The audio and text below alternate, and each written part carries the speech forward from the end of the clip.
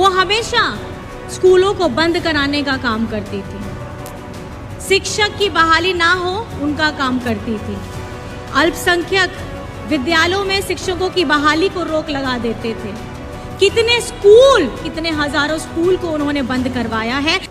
जो किसी राज्य के मुख्यमंत्री ने, जो आपका दादा है, आपका बेटा है, उसने आधी आबादी को इस खुशी के लिए जो आपका अपना हक है, सम्मान है, उसे देने का काम किया है। बहुत चिंता भी होती है परिस्थिति को देख करके, और कहीं लगता है कि कहीं इस राज्य को ऐसे व्यक्ति की जरूरत है जिसकी सोच दूरगामी हो, जो दूर की सोचता हो। और उस दूर सोचने वाले व्यक्ति कि जितनी योजनाएं आज आप हमारी झारखंडी सरकार की देख सकते हैं, आप बैनर पोस्टर में भी देखते होंगे। ये सिर्फ बैनर पोस्टर में नहीं, ये हमारी धरातल में किए हुए काम है जिसके वजह से ये बैनर पोस्टर हैं। चाहे आप बिरसा हरित ग्राम योजना हो, आप अबुआ आवास योजना हो, सर्वजन पेंशन योजना हो, हरा राशन कार्ड योजना हो, बच्चों के लिए सावित्रीबाई फूले योजना हो, गुरुजी क्रेडिट कार्ड हो, मरांगों के फॉरेन स्कॉलरशिप की योजना हो, कहीं ना कहीं ये हमें बताता है कि झारखंड में एक ऐसा मुख्यमंत्री है जो हर एक वर्ग के लिए काम करना चाहता है। और ये चिंता उन्हें इतनी ज्यादा है कि मैं आपको बताना चाहूंगी, हमारे डबल इंजन की सरकार जब पहले थी, वो हमेशा स्कूलों को बंद कराने का काम करती थी। शिक्षक की बहाली ना हो उनका काम करती थी। अल्पसंख्यक विद्यालयों में शिक्षकों की बहाली को रोक लगा देते थे। कितने हजारों स्कूल को उन्होंने बंद करवाया है। और एक तरफ Hemant Soren ji CM school of excellence खोलते हैं, हमारे अल्पसंख्यक विद्यालयों में शिक्षकों की बहाली करते हैं। एक तरफ ये बीजेपी वाले हमारे आवास का पैसा हमारे झारखंड को ना दे करके अपने राज्यों में देते हैं जहां इनकी अपनी सरकार होती है। लेकिन वही हेमंत सोरेन जी अब वो आवास देते हैं, 3 कमरे का आवास देते हैं, रसोई घर के साथ में देते हैं।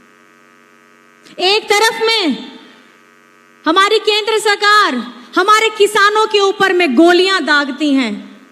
जब देश के किसान हड़ताल में होते हैं, उनकी बात सुनने वाला कोई नहीं होता है। लेकिन झारखंड में हमारे किसानों के लिए अगर ऋण माफी की योजना बनाई गई है तो हमारी महागठबंधन सरकार ने बनाई है। एक तरफ में ये अंधेरे का फैलाने का काम करते हैं, दूसरी तरफ में हम झारखंडी सरकार उजाला देने का काम करते हैं। ये आपकी मुस्कुराहट को बीजेपी वाले छीनने का काम करते हैं। वहीं हम झारखंडी सरकार हमारी आधी आबादी को, हमारे बुजुर्गों को, हमारे बच्चों को खुशियां देने का काम करते हैं, उनकी चेहरों में चमक देने का काम करते हैं। यहाँ बीजेपी सरकार जैसे ही चुनाव आता है इतना बड़ा बड़ा प्रोपोगेंडा लेकर के आते हैं, सिलेंडर मुफ्त, सिलेंडर कम दाम में देने का काम करते हैं। अगर इतनी आधी आबादी की अगर चिंता है देश की, तो आपको हर वक्त हर राज्य में एक जैसा सिलेंडर का दाम आपको रखना चाहिए। लेकिन मैं आपको बताना चाहती हूं, हमारी झारखंडी सरकार, आपकी अपनी सरकार निरंतर इस प्रयास में है कि हमारा झारखंड आगे कैसे बढ़े। आपको जान करके हैरानी होगी, विधानसभा से हम लोगों ने नियोजन नीति को पारित करवाया, सरना धर्म कोड को पारित कराया, पिछड़ों का आरक्षण को पारित कराया, लेकिन ये आगे में जाकर के उसको रोक देने का काम करते हैं। मंशा इनकी साफ है, ये नहीं चाहते हमें हमारा सरना धर्म कोड मिले, ये नहीं चाहते हमारे झारखंड में नियोजन नीति बने, ये नहीं चाहते कि पिछड़ों को आरक्षण मिले। ये क्यों नहीं चाहते हैं?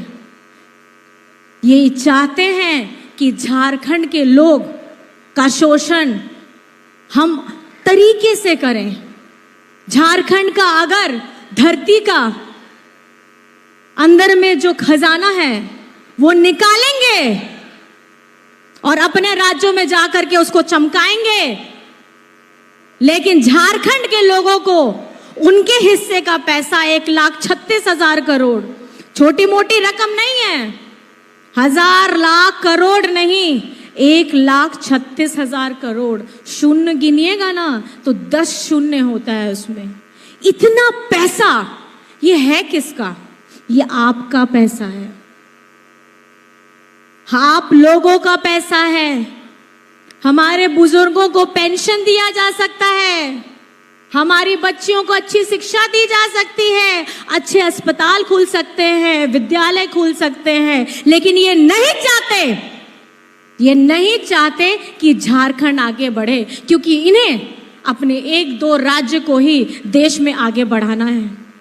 ये झारखंड को जो गरीब का नाम का इन्होंने घोषित किया है, झारखंड गरीब नहीं है, झारखंड को जानबूझ करके गरीब बनाया जा रहा है। हमारे जंगलों को काटते हैं। आपको पता होगा छत्तीसगढ़ में हसदेव जंगल को उन्होंने काट दिया, आज वहां व्यापारियों को दे दिया। किस लिए? वहां के खनिज संपदा निकालने के लिए। और यही काम झारखंड के लिए भी करते हैं।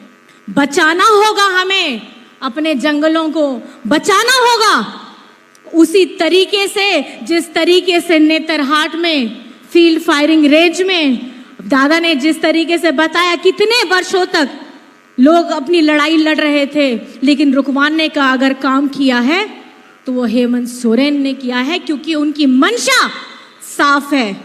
उनको पता है कि झारखंड को किस मुद्दे की जरूरत है, झारखंड को किस तरीके से आगे बढ़ाना है, उसका पूरा रोड मैप उनके दिमाग में है।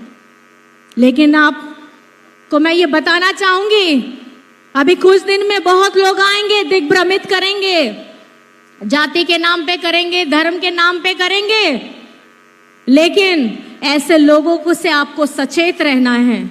जिस तरीके से आप लोगों ने लोकसभा चुनाव के समय में हम लोगों का, हमारी महागठबंधन का साथ दिया था, उसी तरीके से मैं चाहूंगी कि आप लोग भी हमारे आगे की रण में अपना साथ दीजिएगा।